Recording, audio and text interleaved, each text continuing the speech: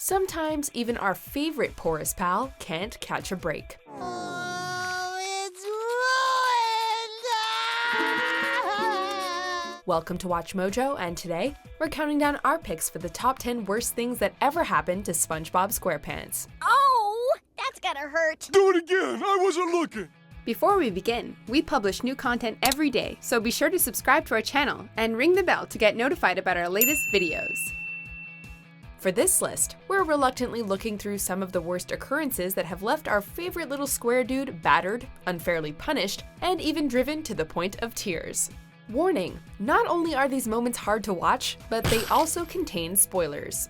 Think you know SpongeBob? Be sure to answer the trivia questions in between some of our entries. There's 3 in total, and the answers will be revealed at the end of the video. How many can you get right? Number 10. Getting fired from the Krusty Krab. SpongeBob loves his job at the Krusty Krab, but one day, the unthinkable happens. Mr. Krabs fires him just so that the greedy crustacean would save a measly nickel. You know I love you like a son, but you can't argue with a nickel. But. SpongeBob goes into a depression before finally attempting to get back out there, only to get harshly rejected by other restaurants for only being able to produce burgers. That is, until they decide they want him back and abduct him. My customers love your little sliders. Now get to work! I'm pretty sure this is illegal. The only other times SpongeBob has been fired were for more legitimate reasons, but the reasoning for this termination is just absurd. Even when he does get his job back, it feels unsatisfying knowing how poorly Krabs can treat what is arguably his best employee. Not that SpongeBob seems to mind. All right! Now my life has purpose again! Alright, time for question number 1. What name does SpongeBob give to his spatula in the episode Little Yellow Book? Remember, the answers will be revealed at the end of the video. Number 9. Gummy. SpongeBob and Patrick are celebrating Best Friends Day, and Patrick gives SpongeBob his most beloved possession, a giant wad of used chewing gum, affectionately named Gummy. A touching gesture, except that the ball is a foul-smelling eyesore, and apparently other poor citizens were trapped in its gooey center. Oh, thank Neptune! Hey guys, I found a way out! Come on! Unfortunately, SpongeBob becomes Gummy's next ensnared victim as the gum covers his entire house, and no one is safe from its sticky grasp. On top of that, when Patrick sees everyone tangled in this mess, all he can think of is how much fun they're all having with his Gummy. Yeah, because nothing says friendship like letting your best friend get forcefully entrapped by moldy gum. How would you like your gummy back? Yes! It's yours, buddy. But first you gotta get us out of this. That's easy. Number 8. Squidward reading his diaries. SpongeBob's grumpy neighbor isn't typically a great friend, but this is bad even for him. If I hear the Bikini Bottom municipal anthem, I can't help but take off all my clothes and dance around in my underwear. Squidward gets a hold of SpongeBob's diary and reads it aloud to the customers, who don't even try to stop him, and then turns the fry cook's more embarrassing secrets into a humiliating spectacle. My diary! Squidward! How could you? SpongeBob runs out in tears, but rather than apologize, half of Bikini Bottom goes out of its way to shame and antagonize Squidward to ease their own guilt, because hypocrisy is always the way to go. Sadly, SpongeBob's the only one to take the high road and forgive his grumpy neighbor, until Squidward reads his second diary, relishing in SpongeBob's sorrow while being pelted with tomatoes by angry hypocrites. Squidward! How could you?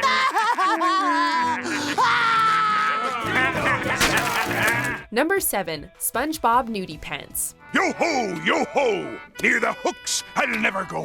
Yo-ho, yo-ho. Near the hooks, we'll never go. Mr. Krabs warns everyone about the invading fisherman hooks. SpongeBob tries to heed his boss's warnings, but the temptation to play on the hooks, made worse by Patrick's prodding, is too strong for our little fry cook, and he ends up getting his pants hooked. Glad I got that out of my system. Oh! I'm hooked. And that means... In danger of being dragged up to the surface, SpongeBob has no choice but to strip naked, in front of a group of teenage girls. It turns out that Mr. Krabs set up this particular hook to scare SpongeBob straight, and while he definitely needed to learn his lesson, it was still a little mean to publicly humiliate the little guy like this. Oh, look! It's SpongeBob NudiePants! Number 6. His horrible insomnia. Well, what about sleep, young man? Did you get enough sleep? I did go to bed 2 minutes later than usual. That's it! You're an insomniac! Cheap old Mr. Krabs snaps at SpongeBob for using a little too much mustard on a Krabby Patty and accuses the fry cook of not getting enough sleep. This frightens poor SpongeBob until he actually can't sleep. And when he asks Patrick to help, the bloated starfish only makes it worse. What kind of a bedtime story was that anyway? It's called The Land of Perpetual Excitement. You know, it's a get out of bed story. Patrick, I'm trying to go to sleep. Oh. After a horrific night of hallucinating, he comes back into work exhausted and unable to beat his newfound insomnia. SpongeBob was perfectly fine until Krabs got into his head. It makes you wonder who's more likely to jeopardize the Krusty Krab, a slightly tired SpongeBob, or a stingy tightwad who overreacts to a minor inconvenience and scares his employees sleepless. I tried. I really tried. But my insomnia got the best of me. Now he's crying away me mustard. Okay, time for question number 2. What Louisiana-inspired dish does Plankton serve at the Chum Bucket? Number 5. Le Spatula. At the Krusty Krab, a customer orders a monster Krabby Patty, but it proves too much for SpongeBob as he breaks his beloved spatula. 1, 2, 3. SpongeBob must reluctantly find a replacement spatula and comes across the technologically advanced and stupidly overpriced Le Spatula. Looks fancy. So shiny. Oh, those lines, so sleek. What am I talking about? I don't need this. Maybe I do need this. He ends up selling his whole house and his clothes to buy La Spatula, only for the sentient tool to rudely leave SpongeBob in the dust. This was obviously a lesson about not falling for all the glitters, but this was needlessly cruel to have SpongeBob literally give up everything for a useless, snobby, glorified cooking device. Thankfully, in the end, SpongeBob is happily reunited with his loyal one true spatula. Spatula? You're back!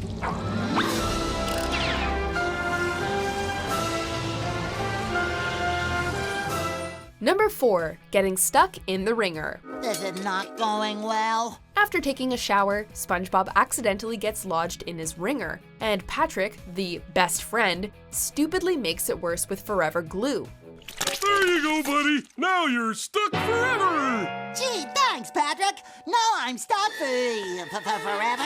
Unable to work, SpongeBob is treated to a day out by his pink pal, which mostly consists of Patrick having fun while SpongeBob suffers because of his condition. He finally blows his stack and rightfully calls Patrick out for his blundering, but the townsfolk shame him for yelling at his so-called friend. You know, kid, your body isn't the problem.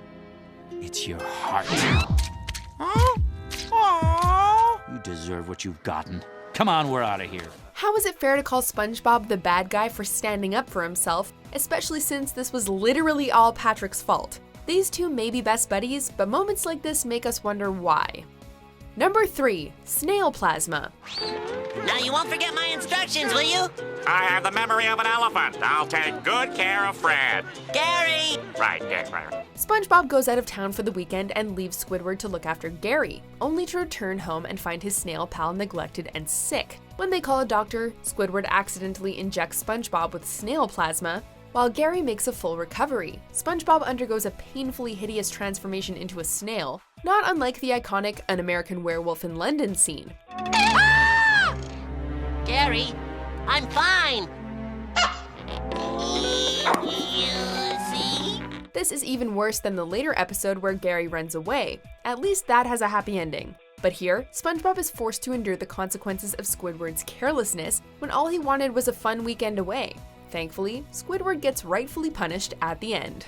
Meow, meow, meow, meow, meow, meow. Number 2. National No SpongeBob Day. Where did everybody go? Everyone in Bikini Bottom has mysteriously vanished, leaving SpongeBob all alone. After weeks filled with paranoia and loneliness, we finally find out what became of the townsfolk. It turns out they were off celebrating National No SpongeBob Day, a whole day dedicated to getting away from him. A whole day dedicated to getting away from you. A day? But you guys have been away for weeks. Yeah, well, We kind of milked it a little. That's right. They created a whole holiday with the sole purpose of avoiding their poorest friend and having fun at his expense. Even Patrick took part. Everybody needs at least one day away from...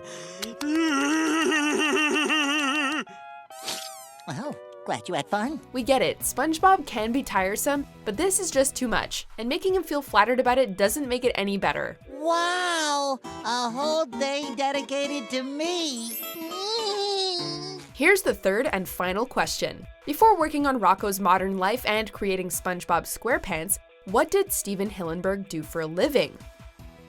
Number 1. The Splinter. Oh, you really saved me!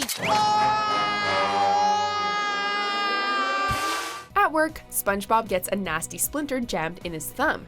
Not only is it extremely painful, but it can't be removed without graphically ripping off his own skin. When Squidward scares him into thinking he'll be sent home due to his injury, SpongeBob desperately seeks help from Dr. Patrick, who only makes the affliction worse than it already was. There appears to be a little bit of swelling. This garbage compress should help that go down.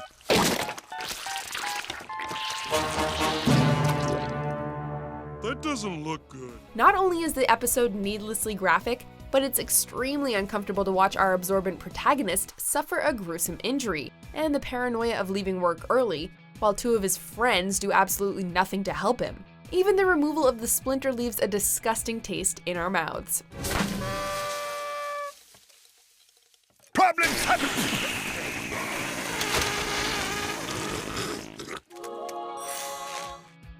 Alright guys, here are the answers. Question 1. What does SpongeBob name his spatula? Answer: Fifi. Though SpongeBob's trusty spatula is typically called Spat, his diary reveals its true name. Fifi, how did Patrick know your name? Have you been talking? Question 2. What Louisiana-inspired dish is served at the Chum Bucket? Answer: Chumbalaya.